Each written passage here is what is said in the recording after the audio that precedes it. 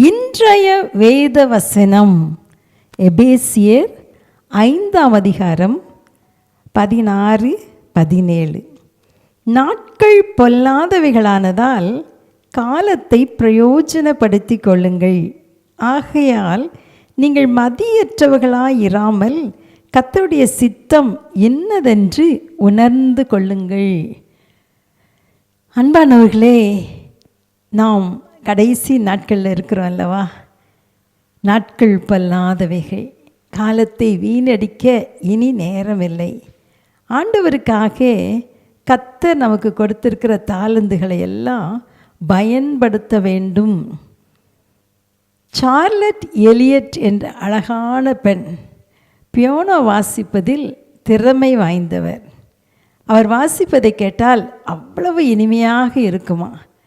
உடனே நல்ல ட்ரைனிங் எடுத்து அதிகமாக பியானோ வாசிப்பதில் தேறிவிட்டார். சின்ன சின்ன கூட்டங்களில் வாசித்து கொண்டிருந்த எலியட் ரொம்ப புகழ் பெற்று பெரிய பெரிய கூட்டங்களில் வாசிக்க அழைக்கப்பட்டாள். ஒரு நாள் டாக்டர் மில்லன் என்பவர் அவளை பார்த்து பேசினார். எலியட், உனக்கிருக்கும் அழகும் தாளந்தும் தேவன் உனக்கு தந்தது. அதை அவருக்காக பயன்படுத்து.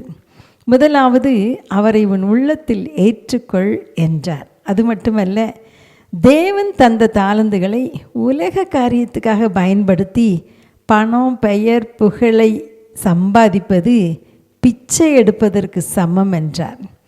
இந்த வார்த்தைகள் சார்லட் எலியட்டின் காதுகளில் தொனித்து கொண்டே இருந்தது. அது அவரை சிந்திக்க வைத்தது.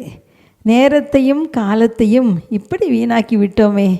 தேவன் தந்த தாளந்தை அவருக்காக பயன்படுத்தினால் அவர் எவ்வளவு சந்தோஷப்படுவார் என நினைத்து அன்று முதல் தன் தாளந்துகளை ஆண்டவருக்காக மட்டுமே பயன்படுத்த ஆரம்பித்தார்.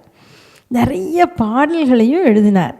அவர் எழுதிய பாடல்களில் ஒன்று இன்று எல்லா சபைகளிலும் பாடப்படும் பாடல். அது என்ன பாட்டுன்னு தெரியுமா? நான் பாவிதான், ஆனாலும் நீர் மாசற்ற இரத்தம் சிந்தினீர். நான் பாவிதான், ஆனாலும் நீ மாசற்ற இரத்தம் சிந்தினீ. வாயன்று என்னை அழைத்தீ, என் மீட்பரே வந்தேன். இந்த பாட்டை எழுதி அவர் தான் பெரிய பாவி என்பதை உணர்ந்து தேவனுக்கு தன்னை அர்ப்பணித்தார்.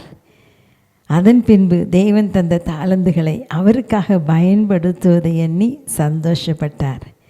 தேவன் அவளை அநேகருக்கு ஆசீர்வாதமாக மாற்றினார்.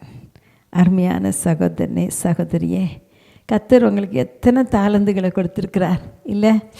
ஆண்டவர் எனக்கு தாளந்தே கொடுக்கலன்னு ஒருத்தருமே சொல்ல முடியாது. எத்தனை தாளந்துகள். மற்றவங்களுக்கு உதவி செய்கிறது ஒரு தாளந்து தான். ஜபம் பண்ணுறது ஒரு தாளந்து தான். ஊழியங்களில் பெரிய ஊழியம் ஜெபிக்கிற ஊழியம். உட்காந்து அநேகருக்காய் நம்ம ஜெபிக்கும்போது அவங்க வாழ்க்கை அழகாய் மாறுங்கிறதுல சந்தேகமே இல்லை. உங்கள் தாளந்துகளை என்ன என்று கண்டுபிடித்து ஆண்டவருக்காக பயன்படுத்துவீர்களா? இன்னும் வேகமாய் நாட்கள் போய்கொண்டிருக்கிறது. இதுவரை கிறிஸ்துவுக்காக ஒன்றும் செய்யலைன்னா, ஆண்டவரே நான் உமக்காக என்ன செய்ய வேண்டும்னு கேளுங்க. கேட்டு ஆண்டவருடைய சித்தத்தை அறிந்து அவர் உங்களுக்கு என்ன தாளந்து கொடுத்துருக்கிறாரோ அந்த தாளந்துகளை அவருக்காக பயன்படுத்துங்க. அன்பின் தகப்பனே, தர்மையான ஜெப நேரத்துக்காக நன்றி செலுத்துகிறோம் ஆண்டவரே. அப்பா, ஒரு சார்லட் எலியட் ஆண்டவரே தன்னுடைய தாளந்துகளை எல்லாம் உமக்காய் பயன்படுத்தினது போல நாங்களும் நீங்கள் எங்களுக்கு தந்திருக்கிற தாளந்துகளை உமக்காக பயன்படுத்த கிருபை தாங்க. இயேசுவின் நாமத்தில் பிதாவே, ஆமேன், ஆமேன்.